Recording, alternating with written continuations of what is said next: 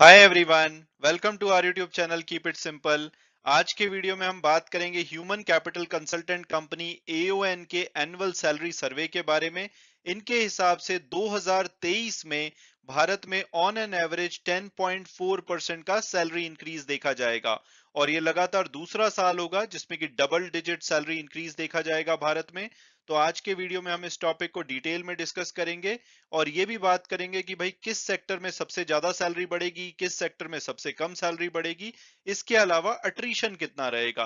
तो इन सभी बातों को डिटेल में डिस्कस करेंगे और आगे बढ़ने से पहले अगर आपने अभी तक चैनल को सब्सक्राइब नहीं किया तो प्लीज सब्सक्राइब करके हमें मोटिवेट कीजिए। तो सबसे पहले अगर बात की जाए लेटेस्ट डेवलपमेंट की, तो human capital consultant company AON के बारे में आपने सुना होगा। ये हर साल भारत में सैलरी इंक्रीज सर्वे करते हैं और इन्होंने 2023 के लिए अपना 28th एनुअल सैलरी इंक्रीज सर्वे किया था, जिसका कि इन्होंने डेटा रिलीज किया है। इसमें इन्होंने भारत की 40 डिफरेंट इंडस्ट्री से 1300 कंपनी का डेटा एनालाइज किया है और इनके हिसाब से दो इस टाइम पे मैक्रो इकोनॉमिक कंडीशंस दुनिया भर में खराब चल रही हैं। इसके अलावा इन्फ्लेशन लगातार बढ़ रहा है। फिर भी इनके हिसाब से जो भारत में जो 2023 में सैलरी इंक्रीज होगा वो 10.4% रह सकता है। और अगर हम 2022 की बात करें तो भारत में 10.6% on an average salary increase हुआ था, यानी कि 2022 से थोड़ा सा कम होगा, लेकिन फिर भी ये सेकंड सक्सेसिव ईयर होगा जिसमें कि डबल डिजिट में सैलरी इंक्रीज देखे जा सकते हैं। 2022 के लिए फरवरी में ये एस्टिमेट किया गया था कि सैलरी इंक्रीज 9.9% हो सकता है, जो कि एक्चुअल में 10.6% हुआ था। और भारत में अगर हम बड़े देशों की बात करें तो सबसे ज्यादा सैलरी इंक्रीज देखे जाते हैं। जैसे आप यहाँ पे देख सकते हैं 2022 के डेटा के हिसाब से भारत में 10.6% सैलरी इंक्रीज हुआ था, वहीं यूएसए में सिर्फ 4.5%, यूके में 4%, जापान में 3%, चाइना में 6%, जर्मनी में 3.5%, ब्राजील में 5.6% और सिंगापुर में 4%। तो ये सभी सिंगल डिजिट में है और भारत के आसपास भी नहीं है। एक टाइम पे ये बोला जाता था कि भाई इन कंट्रीज में तो इन्फ्लेशन कुछ भी नहीं होता, तो इसलिए यहाँ पे सैलरी इंक्रीज कम होने के बाद भी फायदा होता है।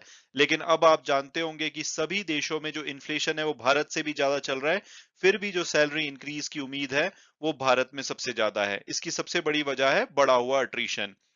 इसके अलावा अगर बात की जाए प्री पेंडेमिक टाइम की, 2019 में जो एवरेज सैलरी इंक्रीज था वो 9.3% था, यानी कि प्री पेंडेमिक लेवल से भी ज्यादा सैलरी इंक्रीज की उम्मीद है। और उसकी वजह है कि काफी सारी कंपनीज हैं जो कि 8 से 14% के बीच में सैलरी इंक्रीज देने वाली हैं। 2019 में ये लगभग 79% के आसपास थी, जो कि अब बढ़ करके लगभग 80-81% हो चुकी है, जो कि 8 से 14% का इंक्रीज देंगी। इसके अलावा 14% से ज्यादा इंक्रीज देने वाली 7.9% कंपनीज होंगी, जबकि 2019 में यानी कि पेंडेमिक से पहले सिर्फ 1.6% होती थी। इसी वजह से जो ओवरऑल सैलरी एवरेज इंक्रीज है वो 10.4% है, जो कि प्री पेंडेमिक लेवल से ज्यादा होगा। और अब अगर हम सेक्टर वाइज सैलरी इंक्रीज की एक्सपेक्टेशन देखें तो सबसे ज्यादा जो सैलरी इंक्रीज की होने की उम्मीद है वो ई कॉमर्स सेक्टर में है। यानी कि अगर आप Amazon, फ्लिपकार्ट, मिंत्रा इस टाइप की कंपनीज में काम करते हैं तो आपका जो सैलरी इंक्रीज है सबसे ज्यादा हो सकता है। लगभग 12.8% on an average salary increase होने की उम्मीद है 2023 में। हालांकि 2022 में भी बहुत ही अच्छा सैलरी इंक्रीज हुआ था, 13.7% 2022 में भी हुआ था। इसके अलावा जो सबसे कम सैलरी इंक्रीज की उम्मीद है वो सीमेंट सेक्टर में है, जो कि कोविड से बहुत ज्यादा प्रभावित हुआ है। यहाँ पे सिर्फ 8.7% का इंक्रीज होने की उम्मीद है।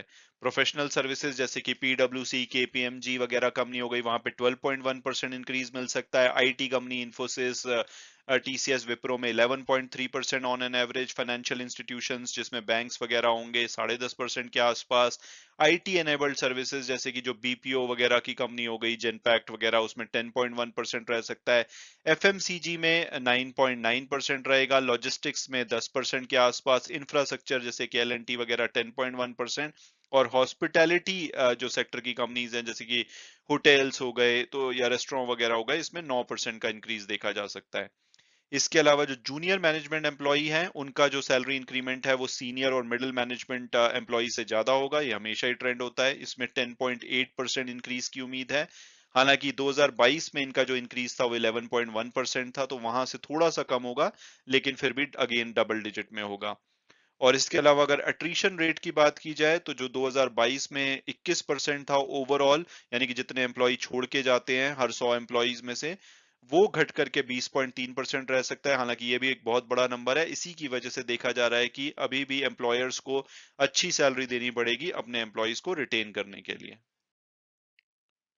मैं उम्मीद करता हूं कि आपको ये वीडियो पसंद आया होगा और आपने कुछ नया जाना होगा। Thanks so much for watching the video and God bless you all.